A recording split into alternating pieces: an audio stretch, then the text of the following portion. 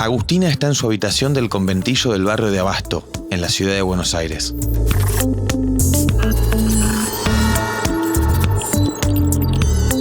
Agarra su cámara pocket, se pone frente al espejo y ¡chic! Flashazo que va a quedar impregnado en la foto. Una selfie antes de la selfie. Baja la imagen a su compu, se conecta a internet y la sube a Fotolog. En 60 segundos supera el límite de comentarios de la plataforma.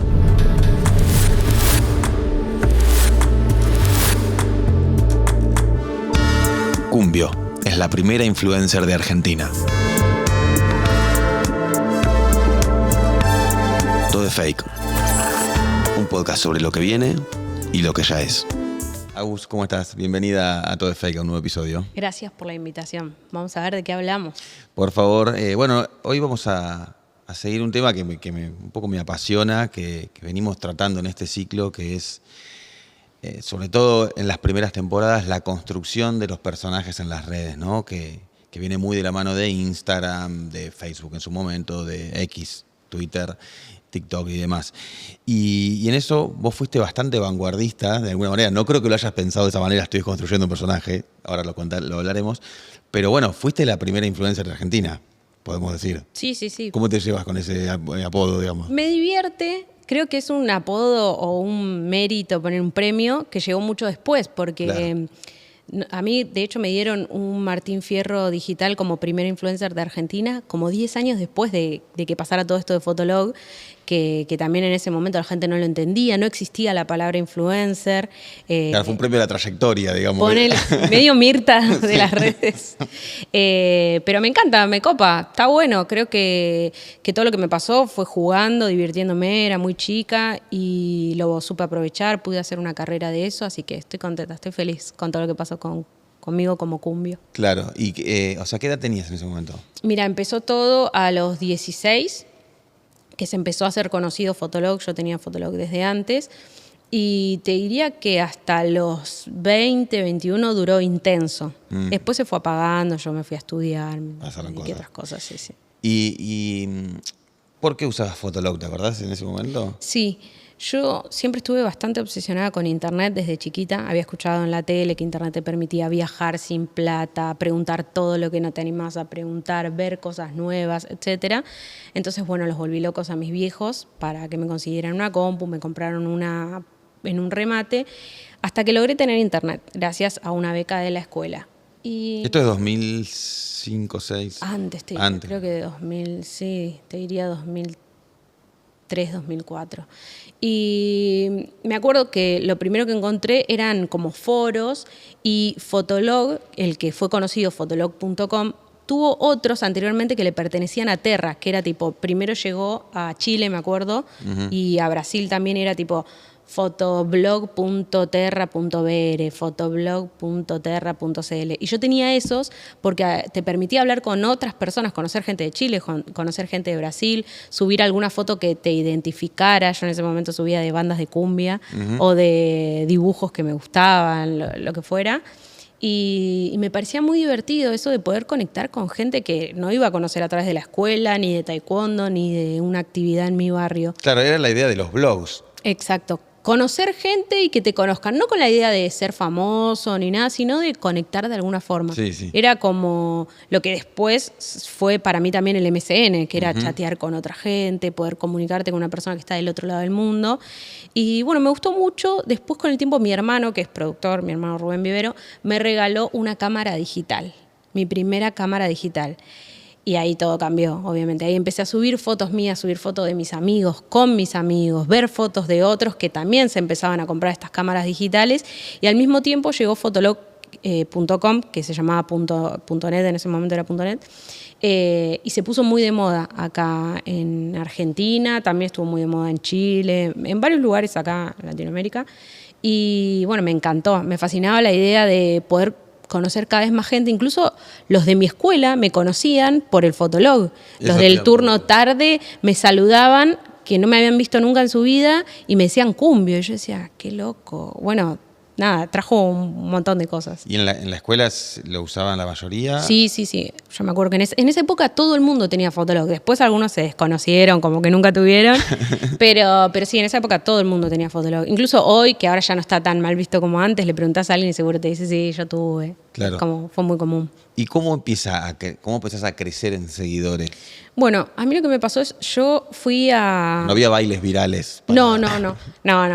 Igual después los Floggers tuvieron el baile de electro, pero lo que pasó para mí, en mi caso, lo que me hizo conocida fueron varios puntos. El primero es, yo había pasado por varias escuelas y siempre fui muy amiguera, entonces a todo el mundo le pasaba mi Fotolog. Íbamos a bailar y hablábamos con gente random en un micro en el que íbamos a bailar a San Miguel, a Tacoyote, teníamos 2 horas para hablar de nada interesante y entonces nos pasábamos los Fotologs, hablábamos de eso. Y empezaba a crecer. Y me encontré con que mi Fotolog de repente tenía 4.000 seguidores, que en ese momento era un montón. Uh-huh. Entonces organicé esto con otros chicos que también tenían esa cantidad de seguidores. Les dije, che, ¿por qué no nos encontramos en el Abasto? Justo venía un chico de Entre Ríos, así nos aseguramos tener seguridad, que no nos pase nada, que la persona con la que nos íbamos a encontrar realmente fuera esa persona que decía ser. Y cuando nos juntamos, de repente éramos como 15, dijimos, che, invitemos a todos a través de nuestros Fotologs, y para 3 miércoles después, porque era verano eso, entonces los chicos no tenían clases, éramos 5.000 pibes en todo el shopping. Eso hizo que llamara la atención de los medios tradicionales. Entonces me vinieron a buscar de Policías en Acción en su momento, de tele, ¿por qué Policías de Clarín. Fue muy loco porque mi hermano trabajaba en la producción y me llama y me dice, che, me están pidiendo tu teléfono. ¿Por qué? Que dicen que estás haciendo algo en el Abasto, ¿todo bien? Sí, bueno, le cuento lo que pasaba un poco y me dice, bueno, no hagas cagadas, y paso tu teléfono.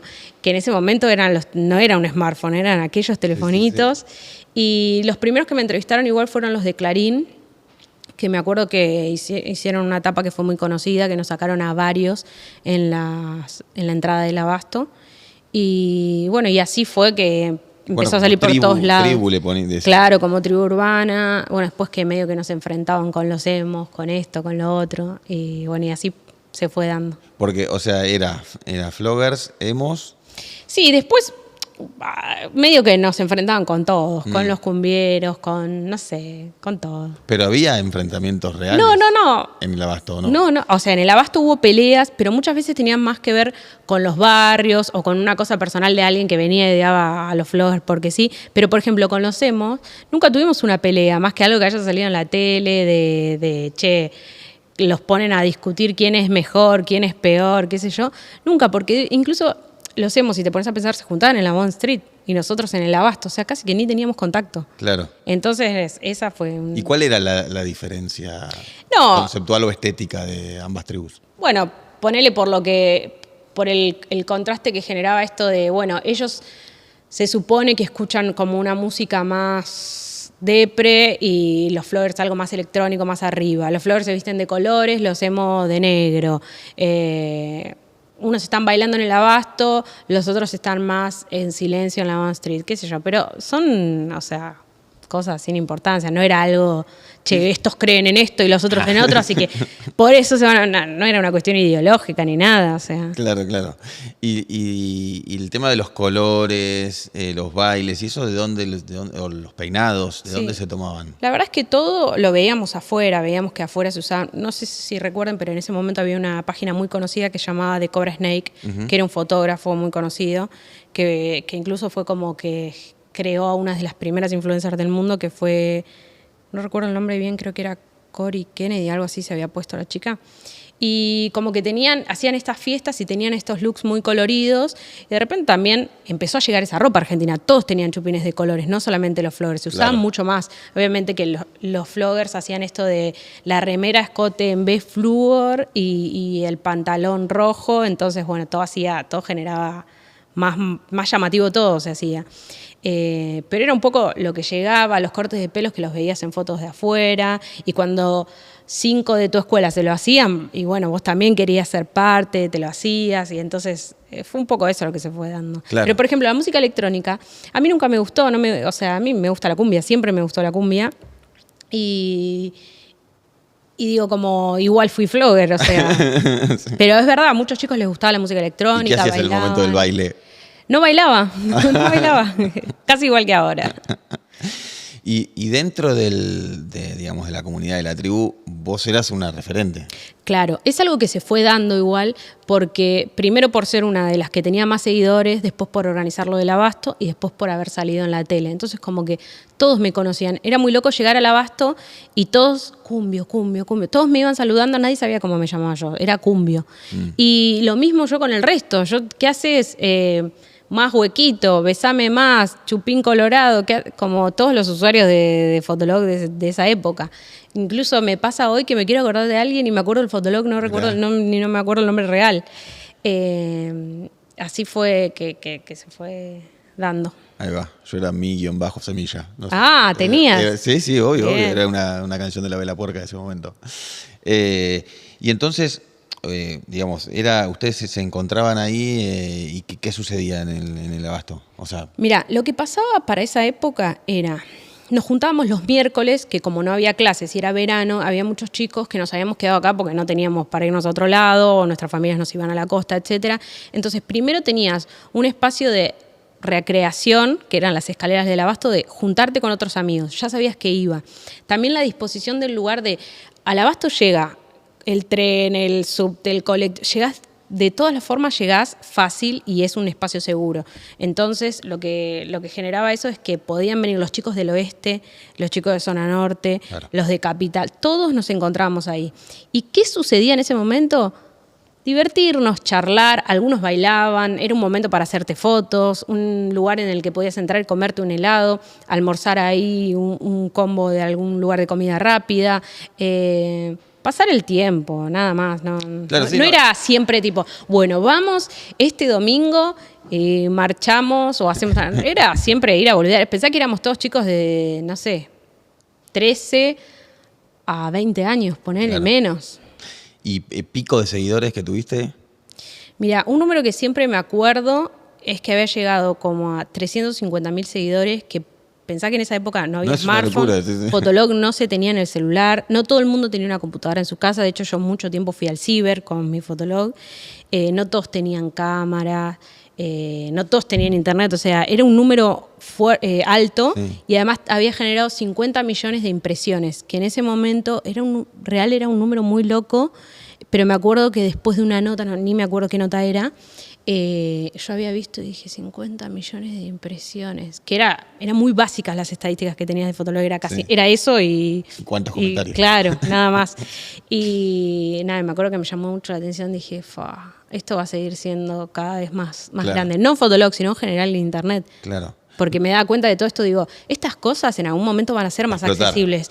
No, por ahí la tecnología, yo decía, la computadora no puede ser así de enorme como era en ese momento, esa pantalla amarilla. Veía que la gente empezaba a tener monitores más planos, más chicos. Decía, todo esto cada vez va a ser más fácil para todos. Y además Fotolog no era un sitio que alentara... No, cero amigable con los creadores de contenido, no, cero todo.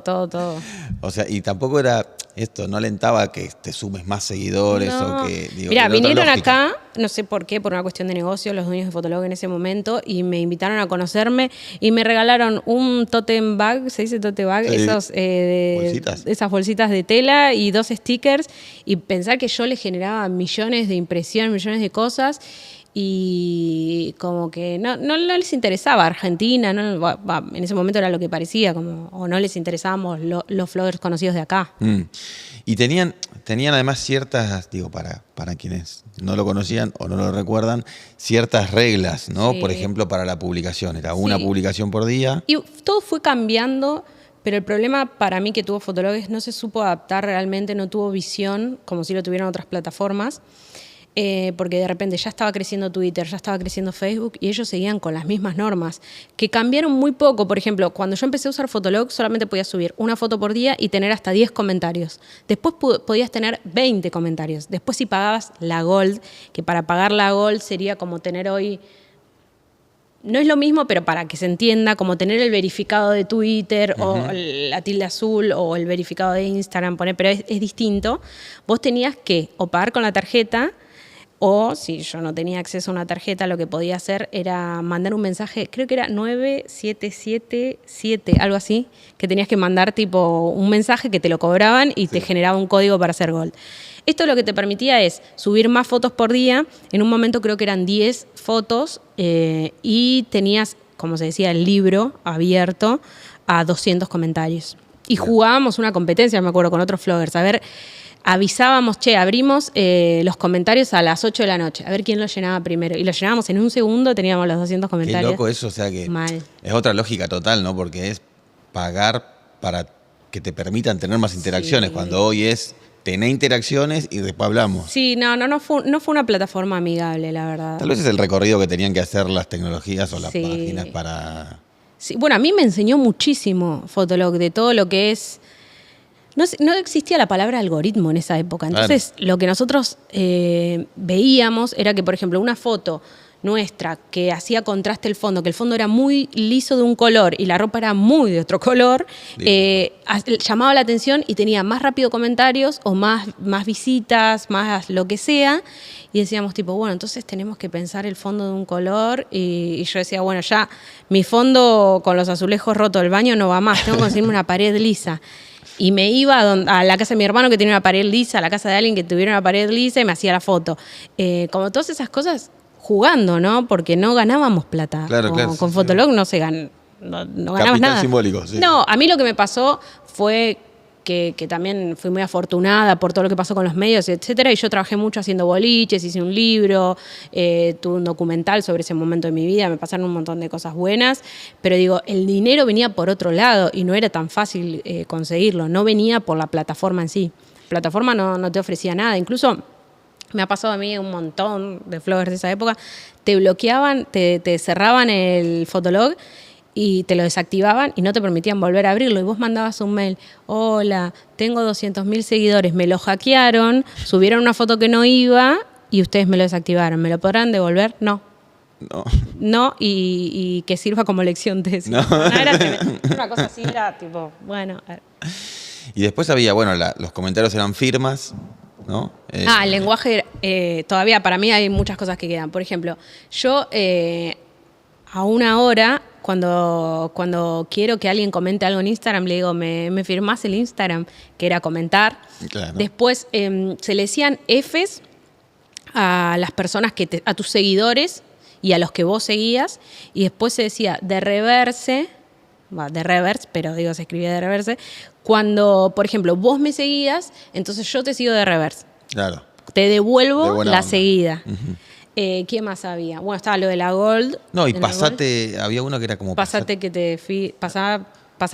y me paso. Ahí va. Y después otra, Viernes Pinar. Eso es una de las cosas que más pusimos.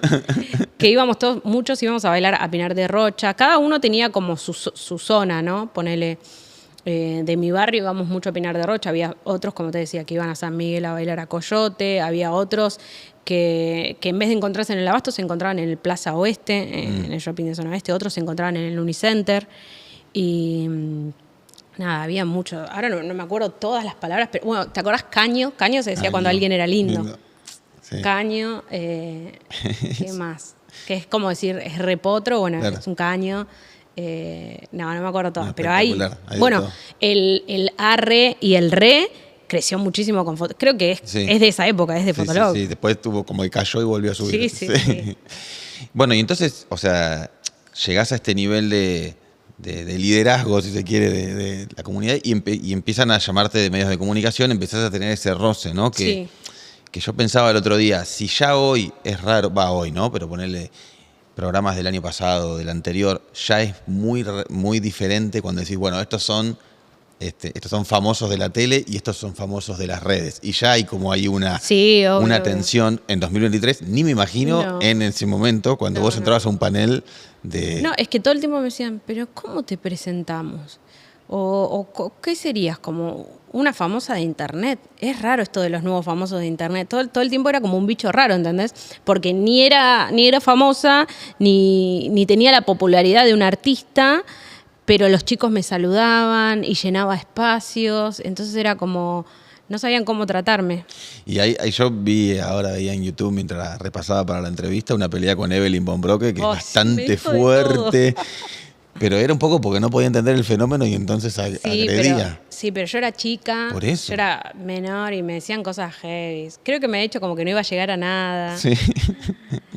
Bueno, no sé. ¿Y cómo lo vivías a eso? Digo, esas agresiones, porque hay que tener como espalda también para bancarse. Bueno, tenía por un lado que mi familia me apoyaba mucho, me acompañaban a todo, pero por otro lado no entendía, o sea, no sabía lidiar con esas cosas. Igual que con el hate, yo siempre lo digo, así como fui la primera influencer, la primera persona querida por las redes, también odiada, y la gente me insultaba y me decía, lesbiana de mierda, gorda de mierda, cosas así. Y yo decía como, bueno, ya sé que soy lesbiana, ya sé que soy gorda, no sé qué quieres que haga. Como que no sabía cómo lidiar con eso, ¿entendés? Uh-huh. Y con la tele me pasaba lo mismo, como que yo decía, che, está bueno ir porque después me llaman de otros lugares, como me llamaron para escribir un libro de Editorial Planeta, entonces está bueno ir, pero me expongo a algo en donde la paso mal y después digo, bueno, pero yo sé responder a estas cosas.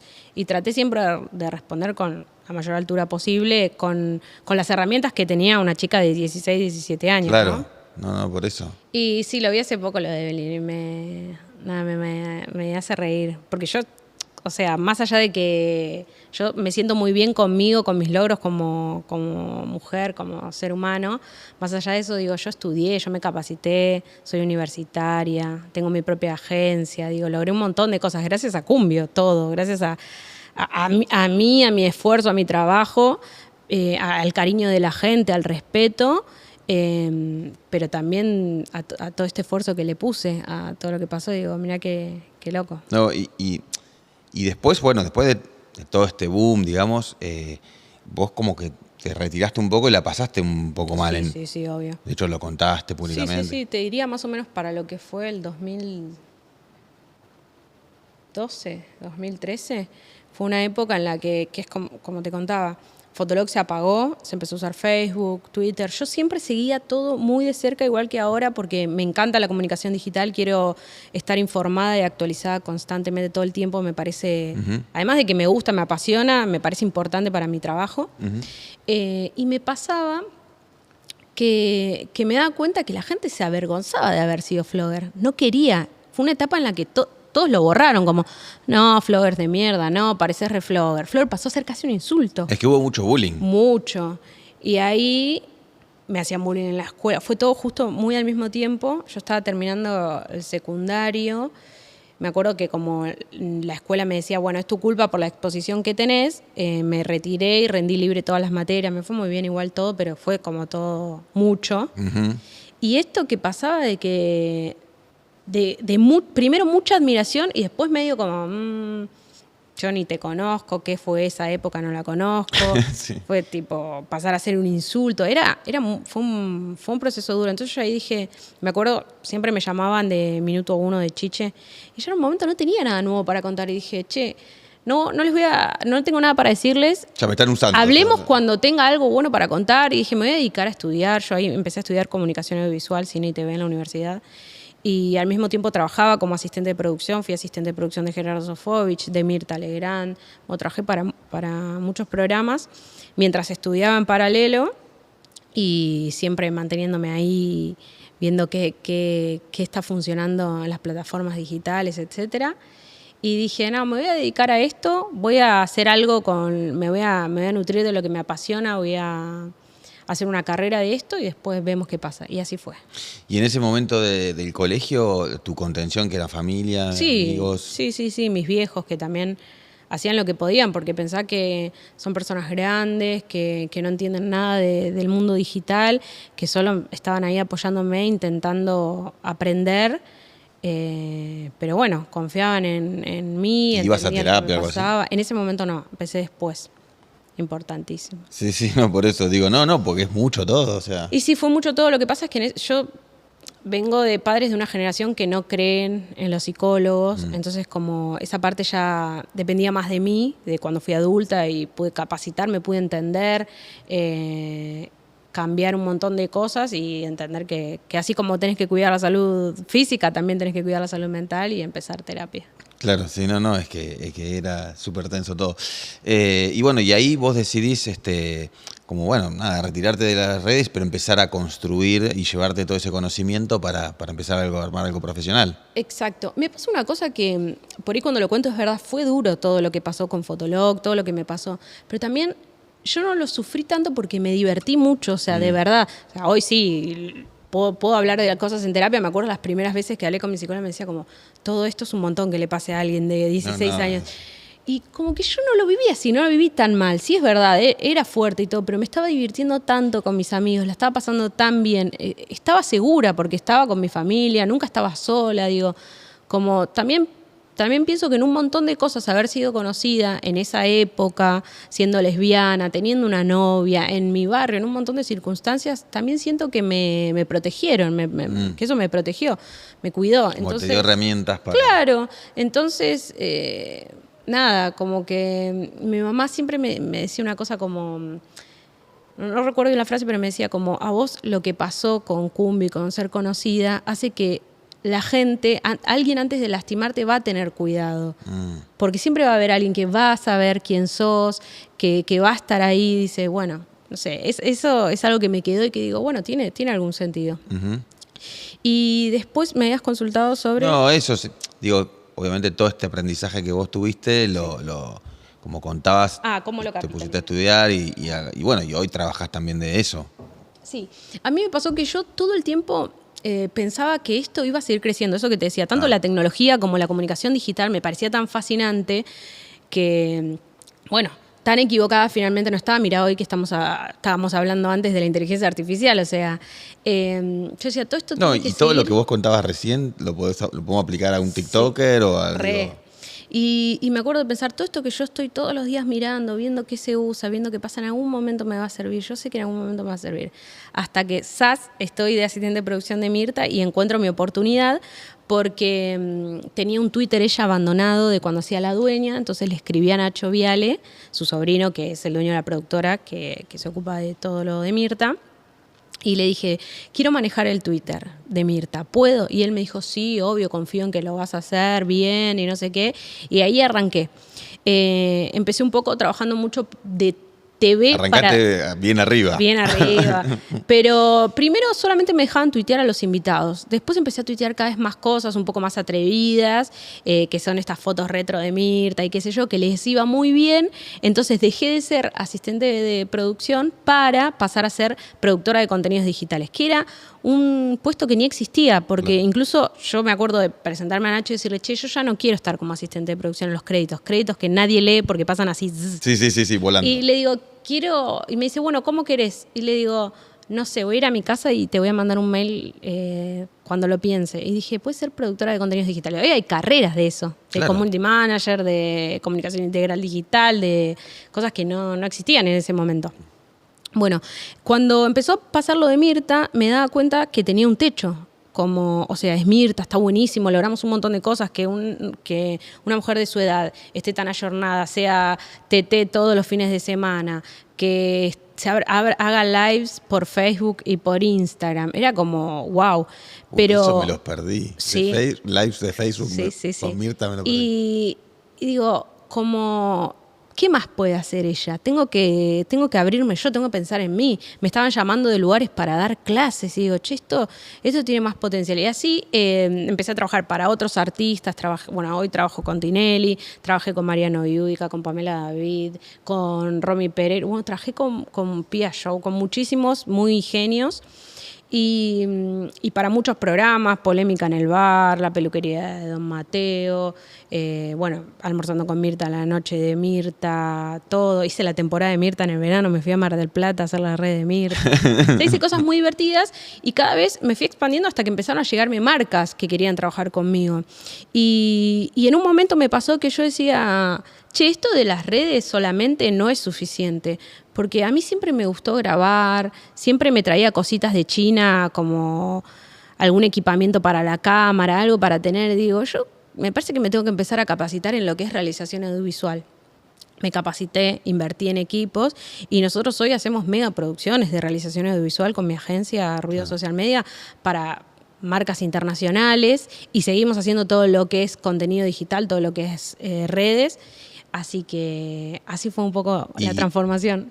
No, y digamos, hacerle las redes a Mirta Guatinelli es cierto grado de confianza y además de intimidad, porque, digamos, te metés bastante en su vida, ¿no? Para poder contar. Totalmente, igual, así como te digo eso, también te digo, los más grosos, por lo menos en mi experiencia, son los menos jodidos, digamos. O sea, como que ellos confían en tu profesión. Porque desconocen por ahí, entonces confían en alguien que sabe. Sí, y también yo sé adaptarme mucho como a la negociación con cada uno. Por ejemplo, yo siempre digo, cuando vos trabajás para las redes de una persona o de una marca, que en el caso de una marca será el dueño o el gerente de marketing o con quien quiera, siempre hay una negociación. Una cosa es lo que yo propongo y creo que está bueno, otra cosa es lo que esa persona quiere hacer finalmente. Y después, por otro lado, está lo que yo creo que no está bueno, y si esa persona quiere, yo no le puedo decir a Tiene, no subas eso. No le voy a decir eso. Che, yo te puedo recomendar, pero él finalmente hace lo que quiere. Y creo que eso es algo importante, aprender a negociar, entender, sí proponer todo el tiempo. Y después, por otro lado, con Mirta, entender que es una mujer de otra generación, que no tiene tan claro el lenguaje de Twitter. Entonces, bajar a explicárselo. Yo imprimía los tweets más importantes cada fin de semana y se los llevaba a su camarín. Y ella chocha. Incluso recuerdo haberle planteado como, che, mira, no así, ¿no? Chiquita, le hacen muchos chistes con su edad. Y ella hacía chistes en los cortes con su edad. Digo, ¿por qué no hacemos eso mismo, pero en Twitter? Cuando usted dice, ay, yo no había nacido todavía, ¿por qué no lo ponemos en Twitter? Y ella, vos decís, yo digo, sí, porque ahí desactivás, nadie se puede reír de vos y vos te reís de vos. Y ella como, bueno, dale. Y lo hicimos y le fue muy bien. Como aprender a entender las necesidades de tu cliente, de tu amigo, de tu usuario, como le quieras llamar, y bueno, y poder negociar ahí eso. Claro, y también como enseñar o aconsejar que como los códigos de las redes, digamos, que alguien te diga, aunque igual es feo, pero que alguien te diga, no sé, te voy a matar, no significa estrictamente eso. Bueno, eso es algo con lo que vengo lidiando hace mucho tiempo, que le pasa a los artistas, se lo toman muy, muy literal o les duelen los comentarios, que tiene sentido, obviamente, es feo recibir hate, es feo que te pongan cosas feas, pero después también yo basé mi tesis en esto, en cómo hice una comparativa entre, por ejemplo, lo que pasaba en Twitter y el rating y qué pasaba con los trending topics y me daba cuenta que, por ejemplo, un día que insultaban mucho a un periodista en La Noche de Mirta y que era TT y que generaba también 50 millones de impresiones, eran 1.000 usuarios. 1.000 usuarios nada más, generando todo eso. No es representativo 1.000 usuarios en Twitter Argentina, que ni siquiera son usuarios únicos, o sea, es como, pueden ser trolls, puede ser, es muy amplio, o sea, no quiere decir que te odia todo el país. Y bueno, y es tratar de explicarles eso también y entender también que a veces la exposición tiene un riesgo, es así. Claro. Y el anonimato y las leyes de cada plataforma, las reglas de cada plataforma, las normas son distintas, entonces hay que aprender a jugar con eso. Sí, no, el tema de la exposición, ¿no? Es como un riesgo muy claro y que también hay que estar preparado. Yo no estaba preparada cuando pasó todo lo de Fotolog, incluso eso me ayudó a darme cuenta, a mí me gusta mucho más estar detrás de cámara. A mí me gusta producir, me gusta poder aprovechar mi pata creativa, que creo que soy muy buena con la creatividad, con las ideas, con las cosas originales. Me gusta mucho más que aparecer delante. Incluso pienso que muchas veces no se valora tanto el trabajo de un influencer y esto es un laburo, porque la reman un montón, generar contenido todos los días, porque si no, no estás, ir a lugares para interactuar con otros, para estar presente, o sea, es un laburo que yo no estoy dispuesta a hacer delante del celu, o sea, yo me dedico a mostrar lo que hago en mi trabajo y nada más, porque te tiene que gustar mucho. No, y es muy, o sea, muy bueno o muy loco lo que lograste, porque digamos, también debe haber, te preguntaría si seguís en vínculo con las otras personas que estaban en esa cúpula de floggers, si se quiere. Sí, con la mayoría. Y por ahí andás a ver en qué están, ¿no? Sí, no, nada que ver. Por ahí, por ejemplo, bueno. Son más como chicos Cris Morena que después de repente aparece una nota que están. Hay un poco y un poco, porque, por ejemplo, mira, Romy Malespina, que estuvo en Gran Hermano y es muy conocida, ella era de mi círculo de amigos. Ah, mirá. Ella vivía en Mar del Plata, pero venía todo el tiempo a Buenos Aires y se ha quedado en el conventillo donde vivía yo. Ah, Y mirá. hemos ido al Abasto y todo. Y es una artista, es una persona conocida. Después está Nico Ares, que está de productor en Rumi, creo que se llama, en el streaming de la casa. Ujú. Después hay otros que nada que ver, pone Gasabril, que era uno de los más conocidos en ese momento, ahora trabaja, tiene una marca de zapatos con su pareja, fui hace re poco al casamiento, hizo un mega casamiento divino.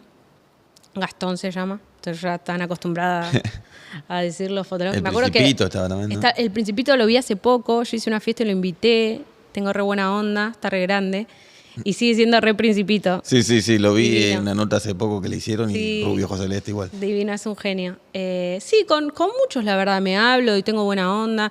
Y si con alguno no hablo más o algo es por simplemente no se dio o algo, porque imagínate que ya ni estoy enojada por algo que haya pasado hace 20 años, 15 años. Sí. No importa. Totalmente. Bueno, Éramos chicos. y ahora ves que, o sea, seguís las redes, seguís Muchísimo. todo y ves como te encontrás de repente en algún TikToker o en alguien que decís, uy, mirá. Sí, obvio, muchísimo. ¿Ah, sí? Muchísimo. Sí. O sea, pienso que hacen mucho más que lo que nosotros en ese momento hacíamos solo fotos y los encuentros fue algo que capaz no volví a ver.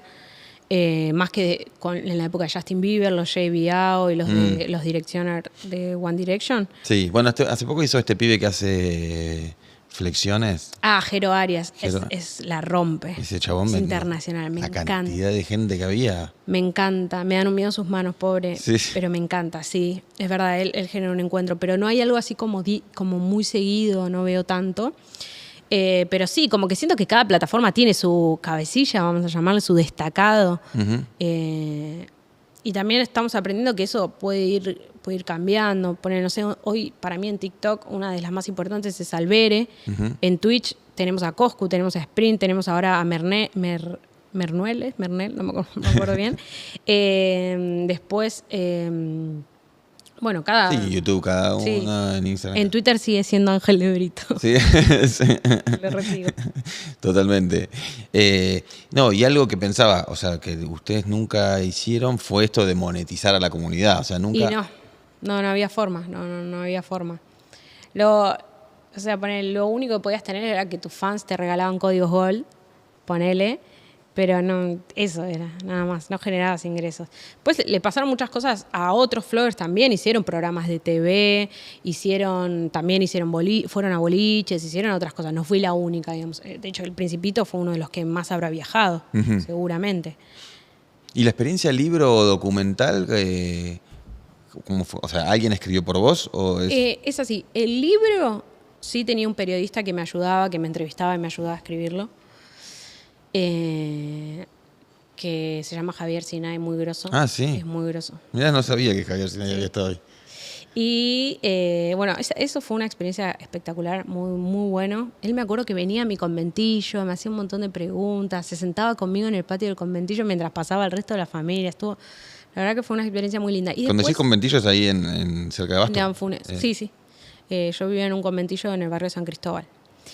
Bueno, y después del documental no gané un peso, pero es de lo más lindo que me dio la vida porque primero mi papá falleció en marzo del año pasado y el documental está lleno de momentos con mi viejo y lleno de momentos que siento que lo representan y eso es algo invaluable, o sea, es algo que de otra forma no hubiese podido tener porque a veces borrás los videos, borrás las fotos, qué sé yo. Y después muchos recuerdos plasmados de esa época que, o sea, no había forma de tenerlos si no era con una persona que te siguiera con una cámara, Claro. que era imposible de pagar. Así que a mí me encantó ese documental. ¿Y ese dónde cómo está? quedó. Está en YouTube ahora y en su momento se proyectó en el cine, se proyectó en el Abasto, estuvo en el Gomont, estuvo en varios lugares. ¿Y cómo se llama? Soy Cumbio. Ella le puso Soy Cumbio con I latina. La directora es Andrea Giannino, una genia también. porque yo cuando no tenía celular o no tenía crédito le mandaba mensajes de otro celular y le ponía soy Cumbio con I latina. Como se escribía, eso también era parte del lenguaje. Sí, Escribías mal, con la letra K en vez de la Q. las minúsculas, mayúsculas. Todo. Sí. Que ahora Bad Bunny lo explota, Sí, eso, lo usa bien. Es cierto. Es de mi generación. Totalmente. Bueno, También, ¿sabes qué me pasa que es muy loco? Siento que en muchas cosas Fotolog marcó también abrió puertas, generó algo, como marcó a muchos chicos, porque bueno, la selfie, también, bueno, empezaron ahí, contra el espejo, con la cámara con flash, toda mal sacada. por eso, claro. Y que no se llamaba selfie. No se llamaba selfie porque no te veías, No, básicamente. igual que no existía la palabra que te decía influencer, bullying, no decías post, no decías un montón de cosas que hoy están re naturalizadas, no sé, mi mamá usa la palabra influencer y como eso está bueno, como fue mejorando, pero también siento que marcó caminos y me pasa a mí también en mi carrera en general, como digo, seguro le pasa a todos en momentos de la vida, como que la vida te va preparando, ¿entendés? Para todas esas cosas, como que yo cuando empecé a comprar los equipos audiovisuales y me acordaba que yo en la época, muy poco después de Fotolog, cuando empezaba la universidad, me pedía cosas de China, tipo mini accesorios para las cámaras y qué sé yo, y me pasaba horas viendo videos para usarlos para mí. Y decía, qué loco, cómo después todo era para algo, todo te va preparando y nada, todo está bueno eso. Bien, sí, no, la viste, como se dice ahora. Bueno, Agus, gracias por participar de Todo es Fake. Un placer. Gracias por la invitación.